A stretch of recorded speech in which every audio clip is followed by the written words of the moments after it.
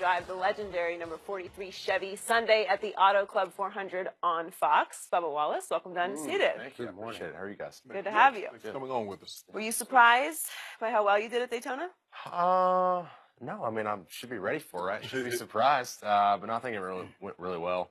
To be able to finish second my first Daytona 500 just really goes back to everybody at the shop at RPM to give me this opportunity to build the car how we needed it. One spot short. The King was not too happy about that, but at the end of the day, he was pretty pumped about finishing second. The King is Richard Petty. Yes, sir.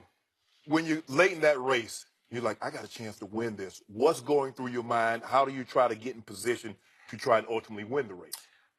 The hardest thing about those races is no matter if it's 10 laps to go or the last lap, it still takes forever to get right back around, and the wrecks happen pretty quick. So the whole time I was just telling myself, stay focused, try not to wreck, don't make any dumb bold moves, and one spot short, like I said. So to be able to do that and to keep the car clean pretty much all race long, dodge a couple wrecks is.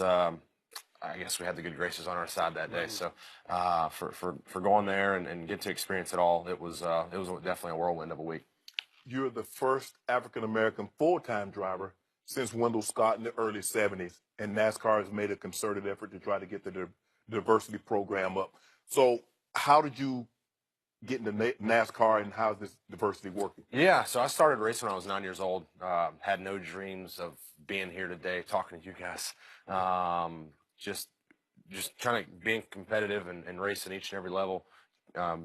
Spent about 2 years in every series and moved our way up. And next thing you know, one door led to another, and we were knocking on the door for a NASCAR ride in the K&N series and signed on with Joe Gibbs Racing. And we were trying to figure out what was next, and the diversity program came about, and we had 2 great years with that. So NASCAR's really dumping a lot of effort into getting that program to where it needs to be to give minorities a chance in the sport to let them showcase what their talents are, and we were able to do that. Win 5 races, I believe it was, second, third in the points. So we were pretty excited about that. And so without that, we did a lot of off-track stuff that gave us the big publicity boost.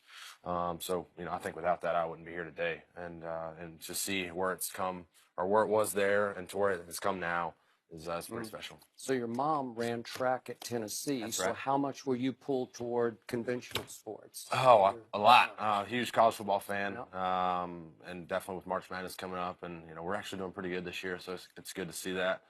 Come up just a little bit short against Kentucky last weekend, so that was a bummer. But yeah, I'm a fan of all sports. You was born in Mobile. You moved to Concord. Did you move to Concord because North Carolina is NASCAR capital? Is that the reason why you moved to Concord? No, it wasn't. My dad's business of industrial cleaning had begun to grow, and so he had moved up to Concord before we did, and we moved in later. And it wasn't until 7 years later we moved to a new house, new school, started all over. He bought a Harley Davidson, and the guy who owned the bike shop to help him fix it up and everything, he raced go-karts. Invited us out to come out and watch. Next thing you know, we went out and bought a go-kart and went racing. Now, I don't know, did you know that when you moved to Concord is about 30 miles away from Mooresville. Mooresville is where Dale Earnhardt Sr. rests his soul. That's where he lived. Did you know that at the time of you moving there? I did not. I did not know that at all. And now that I live, I'm 5 minutes away from DEI, his old race shop. So before all that, no idea. Now I know the history, of course. So back to Daytona. Denny Hamlin got so upset with you after that race that he said he's not going to let you play in his basketball league anymore, and then you pulled yourself out of his golf league. So go back to break it down for us. How do you, in your view, what transpired between the two of you? Yeah, no, we were just super competitive, and we ended up, we both ended up having torn up race cars right there at the finish, and I believe, I guess I cut his tire, I'm not sure.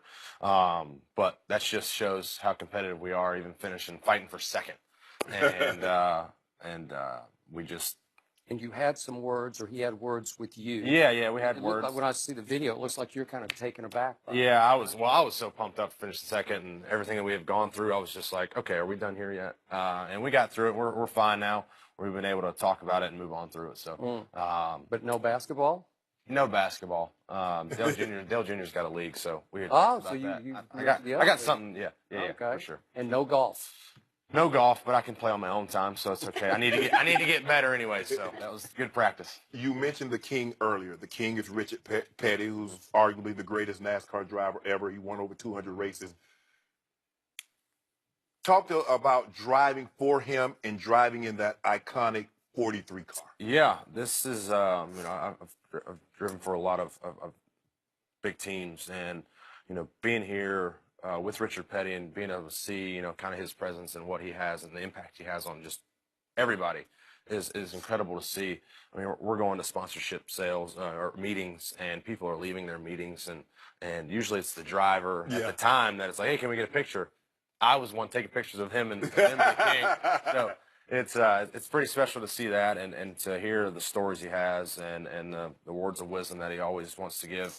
Is I sit back and I'm like, man, I'm really driving for the King right now. So we just spent a couple of great days in Wyoming at his cabin there, and come out here to get ready for this weekend. So he's pumped up about Win the Daytona, he might give you one of those super birds or something.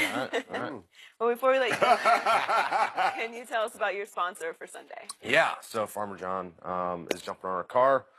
Excited about that. They've been a long-term partner with RPM, so it's a chance for them to get their spotlight, and this will be a new challenge for me. Being at Auto Club for the first time in a Cup car, the speeds are outrageous compared to Xfinity. So looking forward to that, but we'll see how our Chevrolet Camaro Z01 turns out. Awesome. Thanks so much for joining us, and good luck on Sunday. Thank you. Be sure to check out Bubba in the Auto Club 400 Sunday on Fox.